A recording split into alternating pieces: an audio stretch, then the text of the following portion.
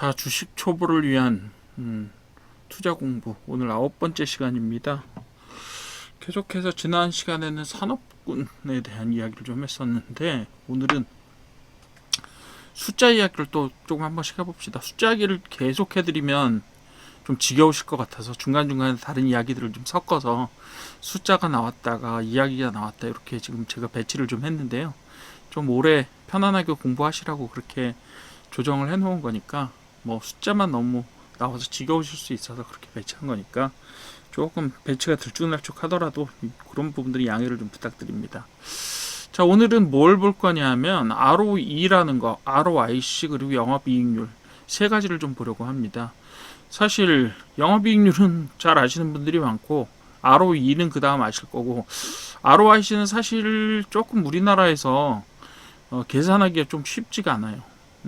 조금 저기를 해야 가공을 해야 좀 알 수가 있는데 그래도 요즘에는 재무제표 집어넣어서 인공지능한테 좀 물어보고 뭐 이렇게 하시면 다 뭐 쉽게 아실 수 있으니까. 그리고 대체로 ROIC 중에서 ROIC는 자산 대비라고 보셔도 큰 상관은 없어요. 물론 유동부채가 빠진다 뭐 이런 것들이 있긴 있지만 여하튼 간에 그 대개의 경우는 뭐 이렇게 큰 차이는 없어요. 자산하고 보는 거하고. 자, 한번 같이 보도록 합시다. 자, 좋은 기업을 한 문장으로 정의를 하자. 뭐 이런 얘기는 계속 제가 말씀을 드리고 있는데 좋은 기업은 되게 단순하죠. 왜요?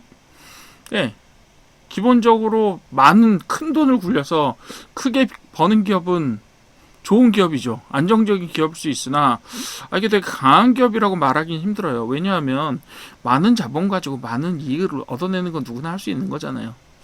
근데 진짜 잘하는 기업은 뭐예요? 투자하는 자본은 최소로 하면서 이익을 많이 올리면 그만큼 좋은 거라고요. 그래서 그런 이익에 관련된 것인데 분모만 계속 바꿀 거예요. 분모만 바꿀 겁니다. 분모가 어떤 때는 자기 자본만 가지고 하다가 어떤 때는 자기 자본에다가 얻어온 빚 있죠, 빚. 부채라고 저희가 소개를 해드렸었는데 지난 시간에 저기 강의를 잘 보셨으면 아마 아실 수 있을 거예요. 부채라고 했어요. 예를 들면 뭐예요? 은행에서 빌려온 것도 있고 또 기업이 일반 사람들로부터 혹은 다른 회사로부터 빌려온 것도 있을 수가 있어요. 어떤 거요? 대표적으로 회사채를 이야기합니다. 회사채. 그런 것들이 전부 다 뭘로 돼 있어요? 그게 전부 다 부채입니다. 그래서 부채 중에 일부, 즉 영업에 활용되고 사업에 활용된 부채만 거기에다 자기 자본 더한 것, 요걸 보고 투하 자본이라고 부릅니다. 투하 자본 좀 어렵죠? 투하 자본 혹은 투자 자본이라고 부릅니다. 분모가 투하 자본 혹은 투자 자본이 되면 ROIC라고 하는 비율이 됩니다. 즉 위에 올라가 있는 이익은 다 똑같아요. 때로는 뭐 순이익, 때로는 영업이익 이런 걸 쓰기는 하지만 어쨌든 간에 기업의 이익을 비율로 나타낸다라고 하는 점에서는 다 똑같습니다. 그렇다면 영업이익률은 뭘까요? 이건 매출액 대비입니다. 매출액 대비요. 그래서 수치들이 보시게 되면 보통 한 100% 정도의 부채 비율을 가지고 있는 회사에 있어서 ROE가 ROIC보다는 훨씬 큰 값이 돼요. 왜요? 분모가 작으니까. 2배 정도 큰 값이 됩니다, 보통. 그리고 영업이익률은요, 자기 자본 혹은 자산하고는 별로 상관이 없어요. 뭐하고 관련이 있다? 매출액과 관련이 있어요. 그거는 나중에 여러분들이 다른 비율을 쓰시는데 뭐 PBR이나 PER이나 PSR이나 뭐 이런 것들을 씁니다. 그때 한 번 더 공부할 거예요. 분모로 뭘 쓰느냐. 요걸 공부를 한 번 더 하실 거니까 그때 한번 다시 보도록 합시다. 자, 그때는 나중에는 뭘 해볼 거냐면 여기서는 자산이나 자기 자본 이런 걸 보잖아요. 근데 여기서는 이익이 문제예요. 수익이 문제예요. 그래서 그때 다시 한번 보기로 하고 여기서도 한번 같이 보도록 합시다. 진짜로 얼마만한 돈을 가지고 얼마만한 수익을 얻느냐에 관련된 문제인데요. 두 가지 ROE와 ROIC는 사실상 되게 관계가 커요. 관계가 큰데 문제는 뭐냐면 부채를 얼마나 쓰느냐에 따라서 ROE나 ROIC가 어떻게 차이가 나느냐 이렇게 차이가 나는 겁니다. 예를 들면 ROIC 설명드린다면 한 번 더 설명드리겠지만 예를 들면 부채가 제로인 회사는요 ROE와 ROIC가 같습니다. 그렇게 보시면 돼요.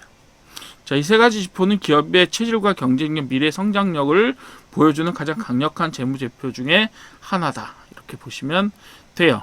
예, 즉 기업이 얼마나 강하냐를 보여주는 거죠. 예, 강력한 기업이냐를 보여주는 지표가 되겠습니다. 한번 봅시다. ROE는 뭐냐면요, 단기 순이익을 따집니다. 여기서는 단기 순이익이요.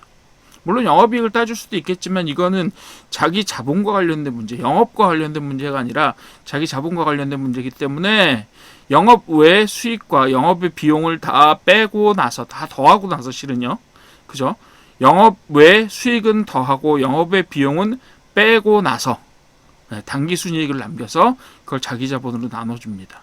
즉 주주가 넣어준 돈, 그리고 회사를 운영해서 남긴 돈의 총합, 그리고 주식을 발행해서 얻은 금액의 수익의 총합, 이걸 다 합치면 뭐가 된다? 자기 자본이 돼요. 자기 자본이 됩니다.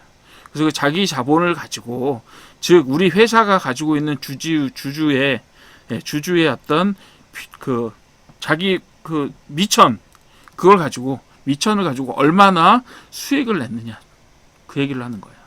얼마나 효율적으로 굴렸느냐라고 하는 거예요. 즉 ROE하고 뭘 비교해봐야 되냐면요, 나중에는 뭐랑 비교해요? 은행이자랑 비교합니다. 은행이자랑 비교해요. 즉 ROE는요, 자기 자본을 은행에 맡기거나 회사채를 다른 회사에 사거나 뭐 이렇게 했을 때 얻을 수 있는 수익보다는 더 높아야 돼요. 항상 그렇죠. 그냥 은행에 넣고 이자 받는 것보다는 사업을 해서 어쨌든 열심히 일했으니까 수익률이 더 나와야 된다라는 거예요. 기본적으로. 그렇기 때문에 항상 뭐랑 비교해요? 은행 이자율이랑 비교합니다. 예. 근데 보통은 은행 이자율보다 더 잘 나와야 되는 게 맞죠. 근데 우리나라는 상장기업 중에서 이렇게 적자 나는 회사들이 많아요. 그래서 이게 중요하게 느껴지는 게 그런 부분들 때문에 그렇습니다. 자, ROE가 높은 기업의 특징은 뭐냐면, 작은 미천을 가지고 큰 수익을 올린다라는 거기 때문에요, 자본 활용도가 뛰어나다라고 얘기하는 거예요. 효율성이 높은 거죠, 한마디로. 그러니까 다시 말씀드리면 소규모 자본으로 많은 이익을 창출한다, 그런 거죠. 뭐 간단한 예를 들면 그런 거예요. 큰 가게를 얻어서 예를 들면 한 달에 1억 수익을 올린다. 네, 큰 가게, 뭐 백화점 같은 거 하나 얻어가지고 뭐 한 5층짜리 건물 하나를 다 써서 1억의 수익을 얻는다, 이럴 수도 있죠. 근데 어떤 회사는 진짜 잘하는 데는 어떻게 해요? 네, 그거에 한 층 혹은 층의 반만 가지고도 똑같이 1억의 수익을 올리는 회사가 있다고 칩시다. 누가 더 효율적인 거예요? 예, 돈 적게 드는 데가 더 효율적인 겁니다. 그렇게 보시면 돼요. 그리고 이런 회사들은 장기적으로 기업 가치의 상승, 굉장히 빠른 상승이 가능하다, 이렇게 될 수가 있겠고, 비교적 작은 자본으로 큰 수익을 올렸기 때문에 주주 친화 정치의 가능성이 높다. 이건 뭐 대주주가 어떻게 하느냐, 혹은 경영진이 어떻게 하느냐에 따라 달린 문제기는 하지만, 기본적으로는 곳간에서 인심 난다고 돈을 좀 잘 벌어야 주주들한테 잘해줄 수 있다고요. 배당을 해주건 아니면 자사주를 사들여 소각을 하건 투자를 하건 뭐 이런 걸 할 때요, 어쨌든 그런 것들이 기술 개발하는데 예산을 더 드린다, 이런 것도 있을 수 있잖아요. 그런 투자도, 그죠? 그런 것들 뭐 할 때 해요? 좀 남아야 하죠. 그게 ROE예요. 자, 좋은 ROE 기준 뭐냐? 10% 뭐 이렇게 절대적으로 얘기하는데, 그것보다는 시중 이율과 비교를 하세요. 시중 이율이 몇 퍼센트나 나오느냐, 그죠? 예를 들면 지금 시중 이율이 한 2%, 3% 정도 되는데 우리 회사는 한 6%에서 8% 정도의 ROE를 올리고 있다, 이러면 나쁘지 않은 거예요. 그것도 10% 올리면 물론 좋겠죠. 예. 그리고 20% 올리면 더 좋겠죠. 그렇긴 하지만 어쨌든 간에, 그리고 이 ROE는요, 사실상 표시를 해주는 데도 있지만 HTS상 표시가 안 될 경우에 계산은 좀 간단해요. 그러니까 왜냐하면 HTS상의 재무도표에 뭐가 있어요? 자기 자본이라고 하는 수치가 있어요. 그거를 분모로 두고, 아래쪽에 두고, 그리고 분자로 뭐를 두냐 하면, 분수 계산은 여러분들 다 하실 줄 알죠?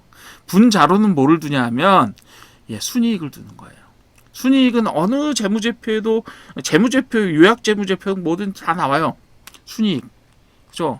손익계산서의 가장 중심이 되는 수치예요. HTS 상의 기업 재무에도 순이익 액수는 나옵니다. 그래서 그렇게 계산해 버리면 돼요. 뭐 예를 들면 자기 자본이 100억인데 자 이번 올해 10억이 남았다. 그럼 어떻게 되는 거예요? 10%인 거예요. 그죠? 10% 이상이 양호, 15% 이상 우량, 20% 이상 초우량이라고 얘기를 하는데 20% 이상 기업도 물론 많아요. 네, 많아요. 그렇지만 많다고 하기에는 뭐 찾을 수 있다라는 것뿐이죠. 되게 많지는 않아요. 뭐 그 정도로 보시면 될 것 같고 ROE 위험 신호는 뭐냐면 추세 매년 하락한다. 근데 이런 회사가 잘 없어요. 여러분들 찾아보시면 되겠지만 매년 하락한다라기보다는 우리나라 시장에 있는 대형의 아주 우량주들을 제외하고 그 장사 아주 잘하는 회사라고 제가 말씀드리는 어떤 회사들을 제외하고는 어때요? 예, 순이익을 냈다 못 냈다 냈다 못 냈다 한단 말이에요. 그죠? 그래서 매년 하락한다고 해서 나쁜 회사가 아니에요. 그냥 순이익만 매년 내줘도 상당히 좋은 쪽에 속해요.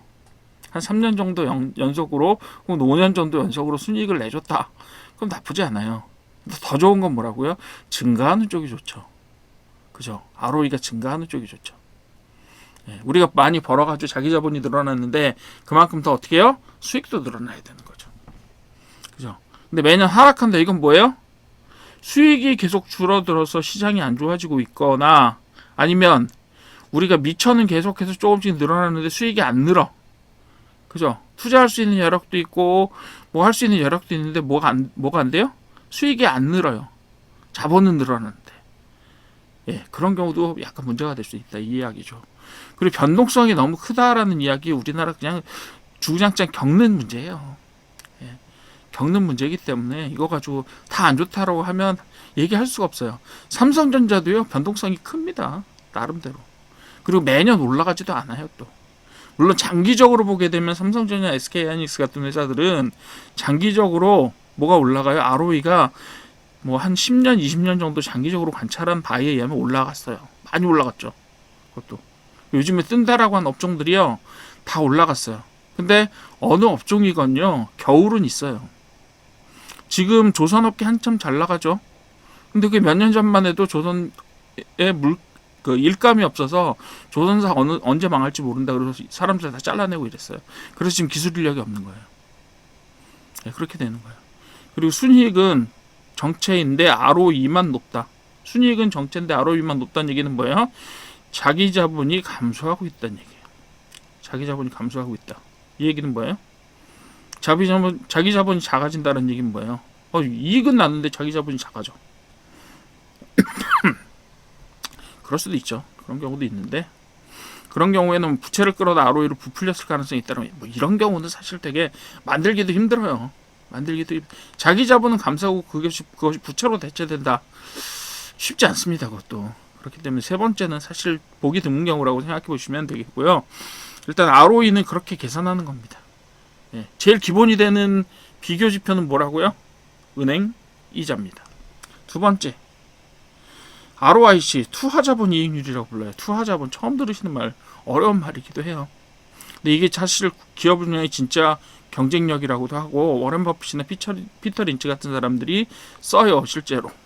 네, 쓰기는 합니다. 근데 보통 그 영미권에서는 많이 쓰는 지표인데 우리나라에서는 그렇게까지 뭐 되게 자주 인용되거나 아니면 딱 찍으면 HTS상의 어떤 주요 지표로 찍혀서 나오느냐 하면 그렇지는 않은 경우들이 많아요. 계산이 조금 복잡해서 그래요.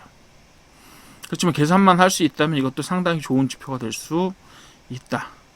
이건 뭐냐면 영업이익에 이번에는 또 뭐 외우실 필요 없어요. 그냥 ROIC 누가 알려주면 쓰는 거고 뭐 안 알려주면 ROE나 이런 걸로 대체해서 쓰셔도 돼요. 그러니까 ROIC를 꼭 몰라도 뭐 여러분들 항상 에비타 뭐 이런 거 따지시는데 그건 미국에서 따지시는 거고 에비타 우리나라에서 뭐 저 감가상각하는 거 따지고 이렇게 가지고 하는데 그냥 그 이익 쓰시면 돼요. 뭘. 저는 뭐 그 에비타가 저도 경영학과 나오고 그랬지만 에비타가 뭐 되게 중요하다고 생각하진 않습니다. 그냥 단순하게 지표로 비교할 수 있는 여러 가지 방법들이 존재하는데 그 중에 하나일 뿐이에요. 그렇기 때문에 뭐가 진짜 좋다 뭐 이렇게 하는 그런 방법은 없습니다. 종합적으로 여러 가지 지표들을 비교할 뿐이에요. 자, ROIC는 뭐냐면 영업이익, 세후 세후 영업이익이라는 게 우리나라에 근데 잘 계산이 안 돼요. 예, 순이익 후에 순이익 후에 세금 내기 때문에 그래요.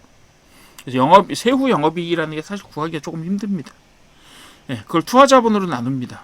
예, 그러니까 요게 세후 영업이익이라는 개념도 사실은 우리나라에서 익숙하지 않은 개념이라고요. 왜냐하면 우리나라는 영업이익에서 영업의 이익을 영업 외 이익을 더하고 영업 외 손실을 빼고 나서 세금을 낸다고요. 그렇기 때문에 조금 구하기 어렵습니다. 그 ROIC는 개념적으로만 여러분들이 생각을 해두시면 돼요. 투하자본은 뭐냐면 운영에 실제 투입된 자본이다라고 이야기합니다. 운영에 투입된 자본이 뭐예요?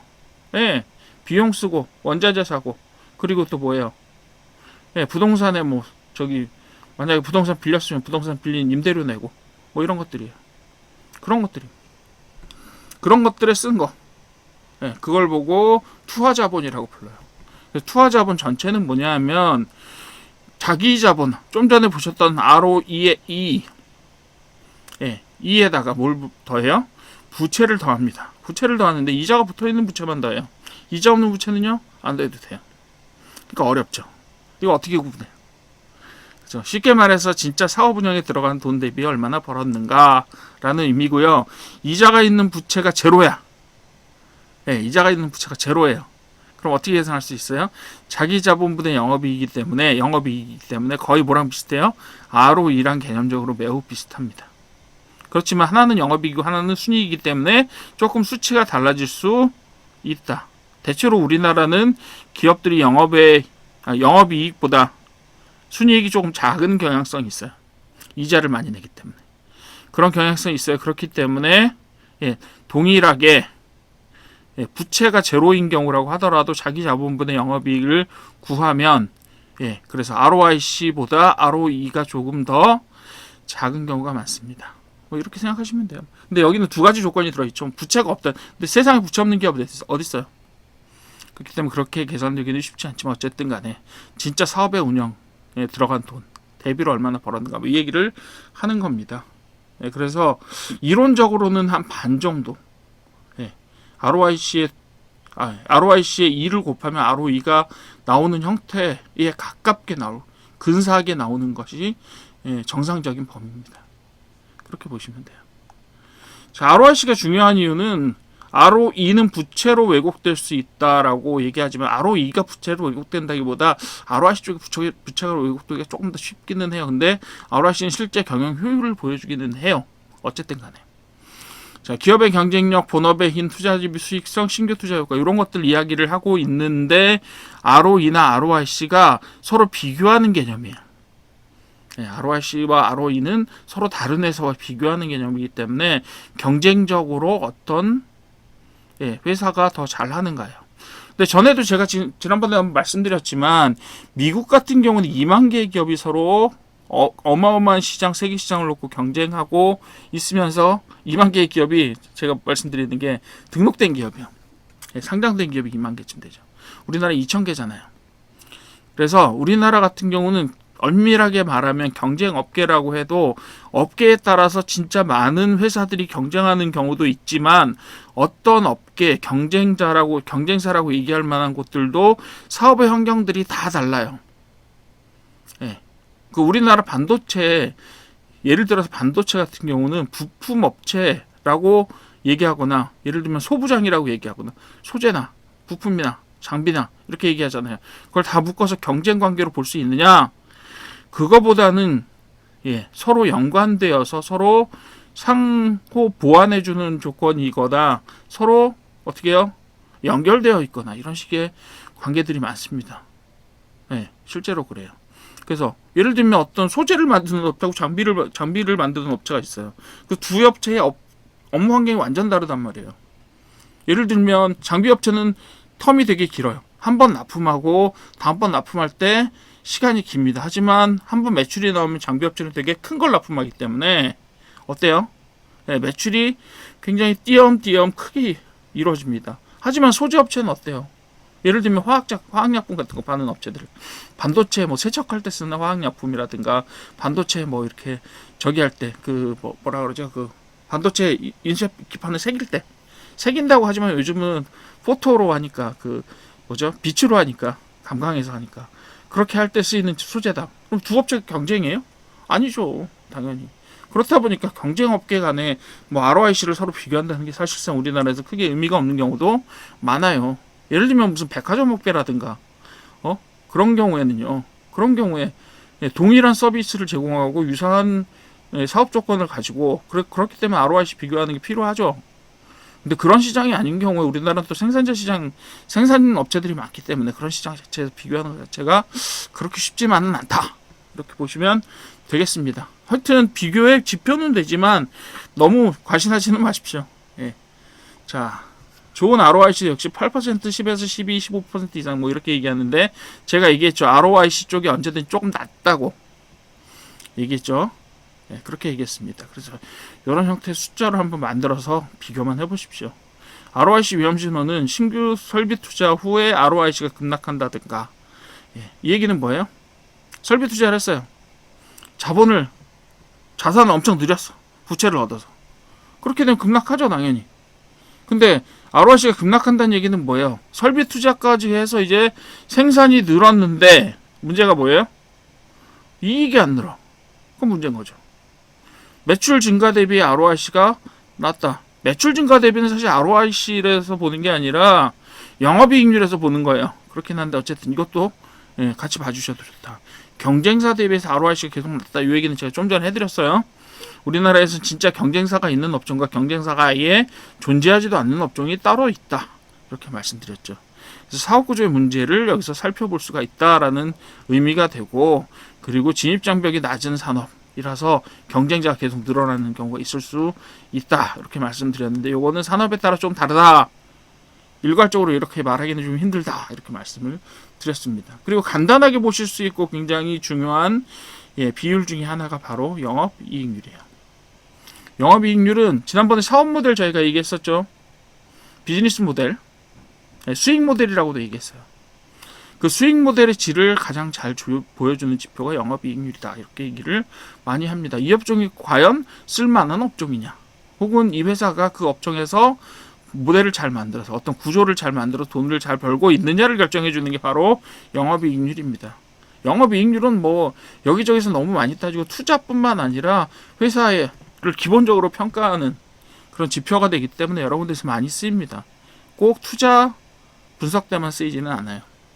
그래서 사업을 분석할 때 항상 영업이익률을 많이 따집니다. 예를 들면 뭐 회장님이 오셔서 야 너희는 영업이익률이 왜 이러냐 사정을 까는 그런 경우에 있어서도 그 회사에서 굉장히 중요한 지표 중에 하나라고 볼 수가 있는 거예요. 영업이익률은요, 매출액 대 그러니까 영업이익을 매출액으로 나눈 거, 즉, 영업 매출액 맞죠?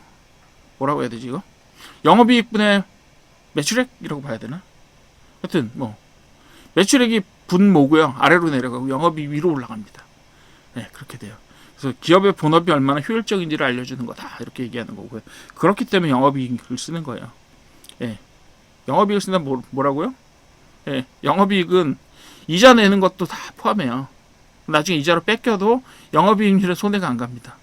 그렇기 때문에 아주 잘 보셔야 돼요. 영업이익률이 매우 좋지만 부채가 너무 많아서 이자를 많이 낸다라고 하면 순이익은 거의 없어요. 그런 회사들 많습니다. 우리나라에도. 그런 부분들을 잘 보셔야 돼요. 그러니까 제가 얘기를 하죠. 영업이익률만, ROE만, ROIC만 봐서는 소용없다.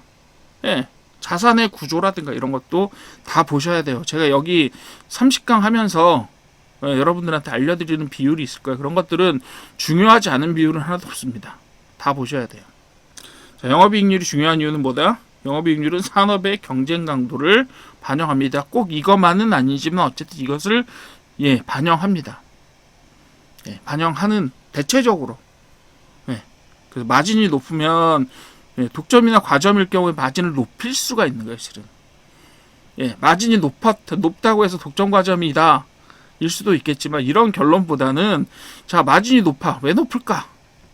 독점이나 과점이니까 높은 거죠. 그렇게 하는 거예요. 우리나라에 가끔 가다가 이제 뭐가 나오냐 하면 담합 얘기가 나오는 경우가 있어요. 예를 들면 우리나라에 지금 철도 차량을 만드는 업체가 세 군데가 있는데 2006년부터 2015년까지 담합 사고가 몇 번 났었어요. 그런 경우 그런 경우 어떻게 돼요? 담합을 해서 최소한의 수익이라도, 최소한의 마진이라고도 보도록 입찰을 서로 하는 거예요. 그죠? 그런 경우. 마진이 낮다. 경쟁 치열하고 가격 경쟁이 매우 심해서 서로 제살 깎아먹기를 하고 있다, 혹은 치킨 게임을 하고 있다, 이 얘기예요. 영업이익률이 높을수록 기업이 가격을 주도할 수 있는 능력을 가지고 있다. 즉 독점적인 사업자거나 몇 개의 사업자가 이 시장을 갖고 있다. 근데 이렇게 많이 나면 다른 회사들이 들어오겠죠. 왜 못 들어와요? 진입장벽이 높으니까. 인허가 관련돼 있거나 특허 관련돼 있거나 아니면 대량의 자본이 필요하거나 아주 높은 수준의 기술력이 필요하거나 이런 시장들이 바로 그런 시장들이 되겠죠. 자, 그렇게 보시면 돼요. 자, 좋은 영업이익 기준도 역시 5%, 10%, 15% 이야기가 있는데 이것도 역시 비슷하게는 뭐랑 따지냐면 비슷하게는 아까 보신 ROE나 이런 거랑 입장은 같습니다. 퍼센트를 재는 건 똑같은데 문제는 뭐예요? 기준이 달라요. 기준이 다르다. 그렇게 보시면 되겠고요. 영업이익률 위험신호는 뭐냐? 매출은 증가하는데 이익률이 감소한다. 이 얘기는 뭐예요? 많이 팔아서 수익이 안 남는다. 즉 경쟁이 심하거나 이 회사의 효율성이 떨어진다는 이야기예요. 그리고 경쟁사 대비 이익률이 지속적으로 낮다는 얘기는 이 회사가 운영을 잘 못한다는 얘기예요. 한마디로 어디선가 샌다는 얘기예요. 원가를 비싸게 사오고 있거나, 그죠? 사입을 비싸게 하고 있거나, 아니면 임대료가 너무 높거나, 이자는 여기 별로 차이는 저기는 없죠. 그러니까 예를 들면 그렇게 인건비를 너무 터무니없이 많이 주거나, 아니면 뭐 대표이사가 너무 월급을 많이 받아가거나 그렇게 되는 거죠. 3년 이상 이익률이 개선되지 않는다. 뭐 이거는 차치하고 떨어지지 않는다도 다행입니다. 개선되지 않는다는 사실 최근에는 그렇게까지 뭐 나쁜 점은 아닌 것 같아요. 개선되면 좋죠, 물론. 근데 떨어지지만 않아도 괜찮다. 매출이 늘어난다면 그렇게 보셔도 돼요. 자, 그 다음 ROE, ROIC, 영업이익률을 함께 해석하는 방법이 있어요. ROE는 높고 ROIC도 높고 이익률은 높다. 이게 최고죠. 그렇죠? 뭐 뒤에 거는 뭐 저기할 필요 없어요. 뭐 산업이 성장하고 있고 경쟁력도 좋고 진입장벽도 높다. 뭐 이런 얘기라고 하는 거죠. 그런데 이런 기업들은 이미 많이 올라가 있을 수가 있어요. 이미 많이 올라가 있는 경우가 많아요. 근데 제가 유튜브에도 강의를 하고 있는데 그 유튜브 강의 보시게 되면 제가 가끔가다 이런 얘기를 할 거예요. 좋은 회사입니다. 이익도 남고요. 그리고 비율 지표로도 아주 좋아요. 그렇게 얘기하는데 너무 올랐어요. 이렇게 얘기하는 경우 많아요. 그죠? 근데 그건 다른 얘기고 이건 회사에만 초점을 맞춘 얘기입니다. 두 번째로 ROE와 이익률은 높은데 ROIC가 낮아요. 이건 뭐예요? 부채가 많다는 얘기. 부채가 많다는 얘기예요. 그리고 ROIC는 높고 이익률도 높은데 ROE가 낮다. 이건 뭐예요? 자본이 늘어났는데도 자본이 늘어났는데 ROIC는 높아졌는데 ROE는 떨어진다. 자본은 늘었고 부채는 줄었으나 뭐 이런 경우도 있는데 성장 투자 단계일 수도 있다. 그렇게 보시면 되겠고요. 모두 하락이면 나쁘다. 이 얘기입니다. 그냥 간단하게 보세요. 세 개가 다 좋으면 좋고 중간에 얽혀 있는 경우 있잖아요. 뭐는 높고 뭐 다른 건 낮다. 뭐 이렇게 되면 원인이 정말 여러 가지니까 그때는 한 번 더 생각해 보십시오라고 얘기하는 거예요. 자, 강의 요약하겠습니다. ROE는 주주돈 대비의 수익이고 ROIC는 진짜 경영 효율입니다. 왜? 투하 자본 혹은 투입된 자본에 대한 이익이기 때문에 그래요. 영업이익률은 뭐라고요? 사업 모델. 우리가 진짜 사업을 잘하고 있냐, 영업을 잘하고 있느냐, 장사를 잘하고 있느냐에 관련된 지표가 되겠습니다. 좋은 기업은 세 가지가 일정 수준 이상이고 세 지표가 3년 이상 꾸준히 유지 상승하는 기업이야말로 여러분들이 들어가셔야 되는 기업인데 때로 그런 기업들이 너무 많이 올라 있는 경우가 있다. 특히 업종이나 테마까지 요즘 각광받는 종류라고 하면 상당히 많이 올라가 있을 가능성이 높다. 이렇게 보시면 되겠습니다. 근데 그건 가격이 문제니까 지금은 기업 가격하고 연결해서 평가하는 건 조금 이따 합시다. 오늘 9번째 강의 이렇게 마치도록 할게요.